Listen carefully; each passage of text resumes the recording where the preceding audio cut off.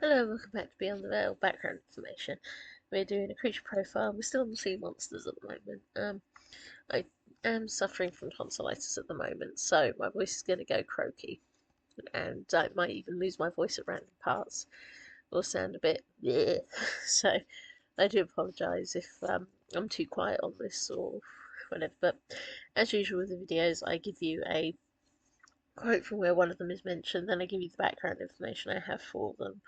Then I give you their creation, their position, their creation in the veil, and at the bottom of my scripts now, when you go to the link, and I'll also put it in the description of the video.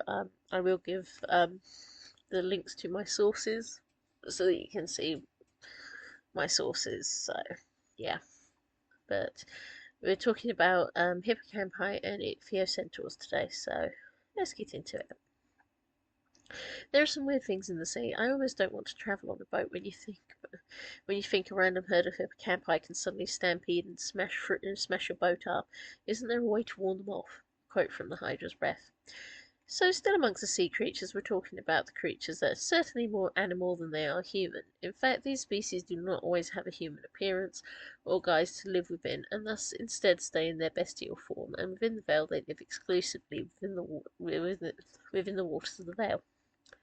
Now, of course, you mention hippocampus or hippocampi, and you'll immediately think of one of those annoying parts in your brain. But trust me, we're dealing with the mythology. Although the thought of just some brain floating around freely sounds rather amusing to me. Yes, look at him splashing through the waves. Anyway, we'll start with the hippocampi, and the first thing that comes into my head of sea ponies from the 80s My Little Pony series and Stormy the Wild Seahorse from the Little Mermaid series. And well, that's what they are. The name generally broken down to mean horse-like sea monster is it is also another name for a seahorse, and in art it is depicted as a more literal seahorse, half fish, half horse. They are often described as the chariot bearers of Poseidon or Neptune, and certainly in art they aren't always half fish, but sometimes half eel or snake-like even. Often assumed to take the role of a horse within the sea, riding with the waves, with the varying human-like dwellers of the sea trying to wrangle them or riding them wild. Artistically, they are often linked to the wild, unpredictable nature of the sea, particularly waves crashing and rolling. Certainly, the thought of a great wave having a horse in it would explain the sheer power of a heavy wave. A heavy wave can wreck against a boat, yeah, wreck against a ship. But there are often stories here and there about sailors trying to catch them and tame them, akin to wild horses on the land, but evoking the fury of the sea and seeing it unleashed upon their boat. However, they are mainly a creature of art. In mosaic art, they are regularly included with green scales, and though heavily associated with Greek and Roman art, they also appear in later Egyptian art, where they are certainly more unique. Where in the Greek and Roman it's a definite horse front, with the four legs on a fishy body. In Egyptian art, it's often a winged serpentine or eel-like body with a horse head. There is a beautiful image of the cartonnage hippocampus on the article from Garston Museum of Archaeology that you can find in the sources at the bottom of the page, showing the motif of the horse head on a slightly serpentine body. Obviously, it shows the influences from Greek art, but the Egyptian hippocampus seems to have more links to a snake-horse hybrid, but it is thought this is all down to the tiny little sea creatures we know today. Certainly, if you consider how the wings drawn on these Egyptian ones could easily be a way to describe the fins on an actual seahorse, it makes even more sense. In fact, there was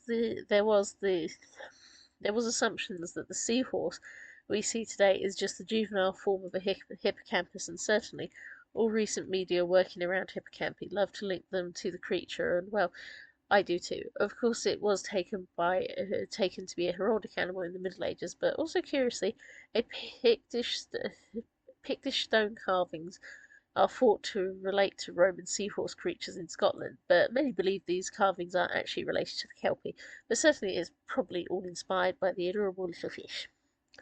Now, amongst the fish hybrid art that includes the hippocampi are a variety of more unusual sorts of hybrids. One of the most famous, of course, being the Capricorn, half fish, half goat. We have the zodiac star sign from.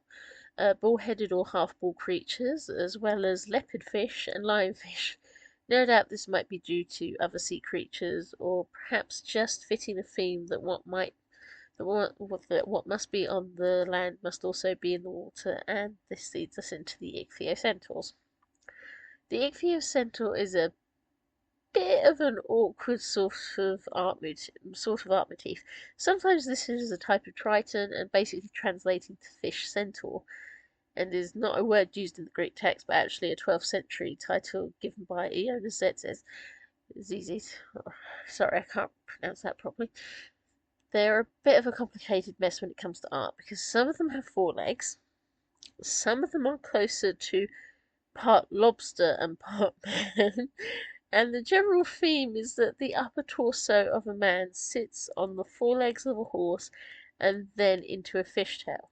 Some are designed as full centaurs with just a fishy tail that live in the water, but the general theme in art is that it is a centaur suitable to live in the water. Although, like a lot in the fish-beast hybrid category, it is a bit of a messy thing indeed. Now, unlike the hippocampi, in mythology there are actually two named beings that fit this description, Bifrost and Aphros, who are associated with Aphrodite. In some art, they are actually depicted at the birth of Venus, hoisting the infamous shell up with the goddess of love within it. One is depicted as older and is thought to be Aphros, and the younger is Bifrost, at least in terms of the Zeugma mosaic depicting this scene. In mythology, these two are thought to be the children of Cronus and Philyra. I'm terrible with my pronunciations at the moment. And are thought in Roman myth to have rolled Venus's egg to the shore and been exalted for assisting her in hatching. In the Bulregia mosaic, the pair have lobster features to them, bit of a lobster theme in, in some translations. Their role is thought to explain why the Syrian of the time did not eat fish. Well, if that's what's living in the Euphrates River, I'd be a little concerned on eating it too, to be fair.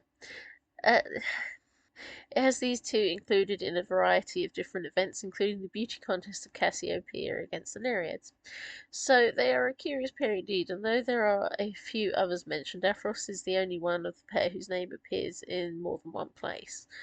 Now, how these two beings work in the veil is very similar with the fish centaur not being seen in a human guise and living much like the tritons we've mentioned before. So I would look to my tritons video for their creature profile, and the one below is just for the hippocampi and half fish beasties. So side, not applicable, created by demons, created for, not applicable, created when demons mingling with varieties of creatures within the sea. Physical description, most commonly seen as top half head, chest and forelegs of a horse, and the lower half of a fish, eel, or bearing the slight wing-like fins in the centre of the back. Some have different animals at the front of their form, but the horse is the most common. They are huge, often green in colour, to match the waves they ride in, and occasionally grey and blue, being mixed up with dolphins every so often. Abilities: like horses but beneath the sea, they are tamed to pull underwater chariots, as they can gallop through the water, but mostly can ride on swells and waves and in the front of rushing water, and often thought to stampede near narrow straits to cause whirlpools. Most known for pulling Triton chariots that the males carry the eggs of their partner in their body and seemingly birth them, and as offspring they are the same size as actual seahorses. Weaknesses: mortals are killed regularly as offspring by other species and often have to escape sharks and some of the great sea monsters, including the cetus and leviathan types that hunt them, let alone the merfolk that hunt them with spears. Number unclear. There's thought to be a great number of them, but the merfolk don't often like to make regular tallies or studies of the pods out there. Well-known beings, none in particular, are named. Characters and stories, TBA. Final comments: I'll have to find some way to include one of them into my stories. We'll see how it works, but yeah, interesting creatures indeed, and thank you for listening.